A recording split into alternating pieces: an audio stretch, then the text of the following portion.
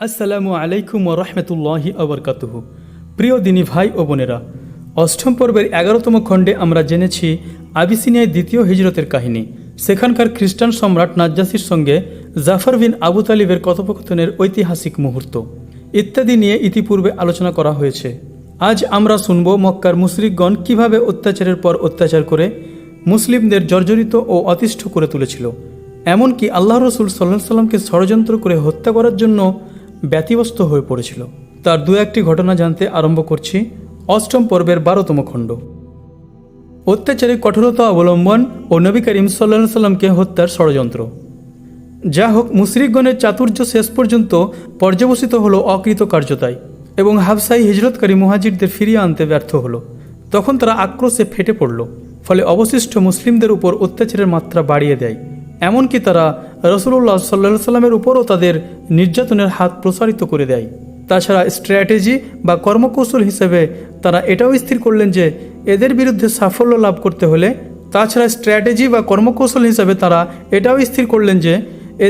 সাফল্য লাভ করতে হলে হয় বল প্রয়োগ করে মুহাম্মদ সাল্লাল্লাহু আলাইহি সাল্লামের প্রচারাভিযান সম্পূর্ণরূপে বন্ধ করে দিতে হবে, আর না হয় তার অস্তিত্বকে ধরাপৃষ্ঠ থেকে একদম নিশ্চিহ্ন করে ফেলতে হবে। এমন পরিস্থিতিতে খুব অল্প সংখ্যক মুসলিম মক্কায় অবস্থান করছিলেন, যারা ছিলেন অত্যন্ত সম্ভ্রান্ত ও মর্যাদার পাত্র অথবা কারো আশ্রিত। এ সত্ত্বেও তারা উদ্যত মুশরিকদের থেকে গোপনে ইবাদত বন্দেগী করতেন। তবুও তারা মুশরিকদের অত্যাচার নির্যাতন থেকে সম্পূর্ণ নিরাপদ ছিলেন না। অন্যদিকে রাসূলুল্লাহ সাল্লাল্লাহু আলাইহি সাল্লাম প্রকাশ্যভাবে মুশরিকদের সম্মুখে সলাত ও অন্যান্য ইবাদত করতেন এবং সংগোপনে আল্লাহর নিকট দোয়া করতেন। এতে কোনো শক্তিই তাকে বাধা দিতে পারত না। অতঃপর নিম্নোক্ত আয়াত নাজিল হওয়ার পর তিনি রাসূলুল্লাহ সাল্লাল্লাহু আলাইহি সাল্লাম এমনভাবে প্রচার কাজ আরম্ভ করলেন যে তাকে আর কোনো শক্তি আটকে রাখতে সক্ষম হলো না। দাওয়াতের রিসালাতের কাজ যখন এরকম এক পরিস্থিতির সম্মুখীন, তখন আল্লাহ তাআলা তার পেয়ারা হাবিবকে নির্দেশ দেন, কাজেই তোমাকে যে বিষয়ের হুকুম দেয়া হয়েছে তা জোরে সোরে প্রকাশ্যে প্রচার করো আর মুশরিকদের থেকে মুখ ফিরিয়ে নাও। আল হিজর 15 আয়াত 94। উপরোক্ত আয়াত অবতীর্ণের পর মুশরিকদের কাজ কেবল এটুকুই ছিল যে তারা মুহাম্মদ সাল্লাল্লাহু আলাইহি সাল্লাম থেকে মুখ ফিরিয়ে নেবে। মুহাম্মদ সাল্লাল্লাহু আলাইহি সাল্লামের মর্যাদা ও প্রভাবের কারণে এ ব্যতীত আর কিছুই করার ছিল না। অধিকন্ত মুহাম্মদ সাল্লাল্লাহু আলাইহি সাল্লাম এর অভিভাবক ছিলেন আবু তালিব, যিনি তার ভ্রাতুষ্পুত্র এবং মুশরিকগণের মধ্যে বিরাজমান ছিলেন। তার কারণে মুহাম্মদের উপর যে কোনো কিছু করতে ভীত ছিল। তাছাড়া বনু হাসিমের পক্ষ থেকেও তাদের আশঙ্কা ছিল। তাদের উদ্দেশ্য সাধনের ক্ষেত্রে কোনো সিদ্ধান্তের উপর আস্থা রাখতে পারছিল না। যখনই মুশরিকরা কোনো পদক্ষেপ গ্রহণের মনস্থ করত, তারা দেখত যে তাদের এই কর্মপন্থা রাসূলুল্লাহ সাল্লাল্লাহু আলাইহি সাল্লামের দাওয়াতের কাছে খড়কুটোর মতোই তুচ্ছ ও অকার্যকর। অত্যাচারে কীভাবে তারা মুসলিমদের জর্জরিত এবং অতিষ্ঠ করে তুলেছিল তার অসংখ্য প্রমাণ এ সম্পর্কিত হাদিস সমূহের পৃষ্ঠায় রয়েছে। উদাহরণস্বরূপ এখানে দু একটা ঘটনার কথা উল্লেখিত হলো। একদা আবু লাহাবের পুত্র উতাইবা রাসূলুল্লাহ সাল্লাল্লাহু আলাইহি সাল্লামের নিকট উপস্থিত হয়ে বলল, আমি এই আয়াত দুটিকে অস্বীকার করছি। এরপরই সে নবী করিম সাল্লাল্লাহু আলাইহি সাল্লামকে কষ্ট দেওয়ার জন্য উঠে পড়ে লেগে গেল। সে জামা ছিঁড়ে নষ্ট করে ফেলল এবং তার পাক মুখে থুথু নিক্ষেপ করল। আল্লাহর রহমতে থুথু সে পর্যন্ত গিয়ে পৌঁছে নাই। সে অবস্থায় রাসূলুল্লাহ সাল্লাল্লাহু আলাইহি সাল্লাম আল্লাহর সমীপে দোয়া করলেন, হে আল্লাহ, তোমার কুকুরগুলোর মধ্যে থেকে এর জন্য একটি কুকুর নিযুক্ত করে দাও। নবী করিম সাল্লাল্লাহু আলাইহি সাল্লামের দোয়া আল্লাহর সমীপে গৃহীত হলো এবং এভাবে তা প্রমাণিত হয়ে গেল। কিছু সংখ্যক কুরাইশ লোকজনের সঙ্গে এক দফা উতাইবা বিদেশ গেল। যখন তারা সাম্রাজ্যের জারকা নামক স্থানে শিবির স্থাপন করলো, তখন রাতের বেলায় একটি বাঘ এসে তাদের চারপাশে ঘোরাফেরা করতে থাকলো।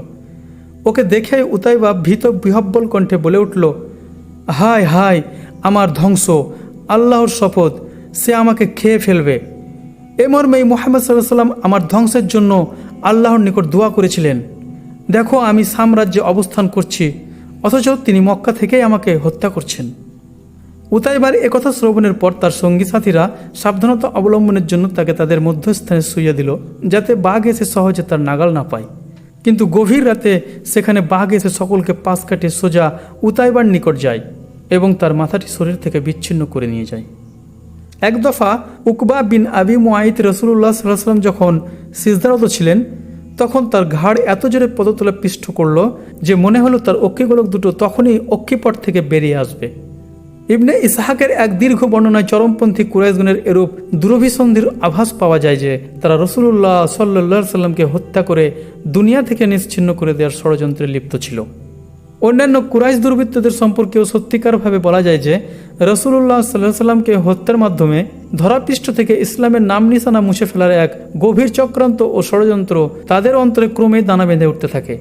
যেমনটি আবদুল্লাহ বিন আমর বিন আস হতে ইবনে ইসহাক তার বর্ণনা উদ্ধৃত করে বলেছেন যে এক দফা কুরাইশ মুশরিকগণ কাভার হাতিমে সম্মিলিতভাবে অবস্থান করছিল। সেখানে আমিও উপস্থিত ছিলাম।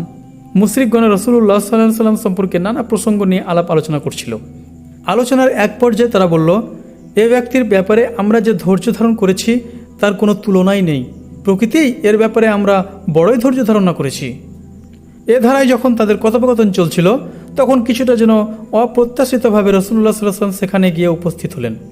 সেখানে আগমনের পর সর্বপ্রথম তিনি হাজারে আসওয়াদ চুম্বন করলেন এবং কাবাঘর প্রদক্ষিণ করলেন। এসব করতে গিয়ে তাকে মুশরিকগণের নিকট দিয়ে যাতায়াত করতে হলো। এই অবস্থায় কিছু বিদ্রুপপাতক কথাবার্তা বলে তারা তার প্রতি কটাক্ষ করায় নবী করিম সাল্লাল্লাহু আলাইহি ওয়াসাল্লামের মনে যে প্রতিক্রিয়া সৃষ্টি হলো তার বহিঃপ্রকাশ তার চেহারা মোবারকে আমি সুস্পষ্টভাবে লক্ষ্য করলাম। এরপর দ্বিতীয় দফায় তিনি যখন সেখানে গেলেন তখনও মুশরিকগণ অনুরূপভাবে তাকে বিদ্রুপপাতক কথাবার্তা বলে ভৎসনা করল। আমি এবারও তার মুখমণ্ডলে এর প্রতিক্রিয়া লক্ষ্য করলাম। তারপর তৃতীয় দফায় তিনি সেখানে গেলে এবারও তারা পূর্বের মতো বিদ্রুপপাতক কথাবার্তা বলল। এবার নবী করিম সাল্লাল্লাহু আলাইহি ওয়াসাল্লাম সেখানে থেমে গেলেন এবং বললেন, হে কুরাইশগণ, শুনছ? সেই সত্তার শপথ যার হাতে আমার জীবন, আমি তোমাদের নিকট কুরবানির পশু নিয়ে এসেছি। তাদের প্রতি নবী করিম সাল্লাল্লাহু আলাইহি ওয়াসাল্লামের সম্বোধন এবং কথাবার্তা তাদেরকে এতই প্রভাবিত করে ফেলল, তাদের উপর মূর্ছা পাওয়ার মতো অবস্থা এসে পড়ল এবং এমন এক অনুভূতি সৃষ্টি হয়ে গেল যে তাদের মনে হতে লাগলো যেন প্রত্যেকের মাথার উপর চড়ুই বসে রয়েছে।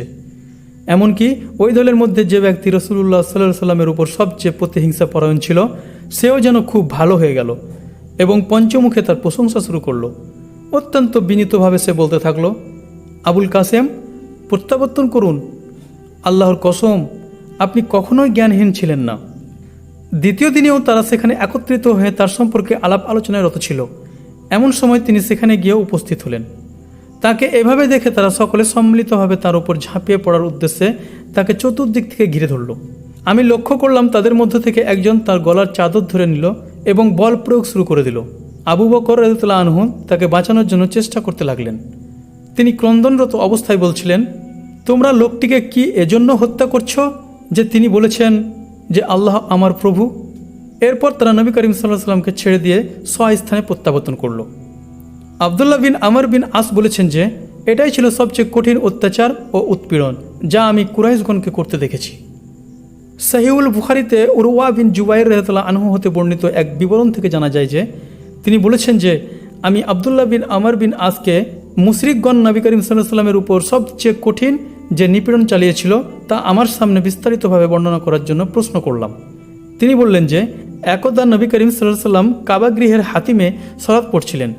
এমন সময় উকবা বিন আবি মুআইত সেখানে আগমন করলেন।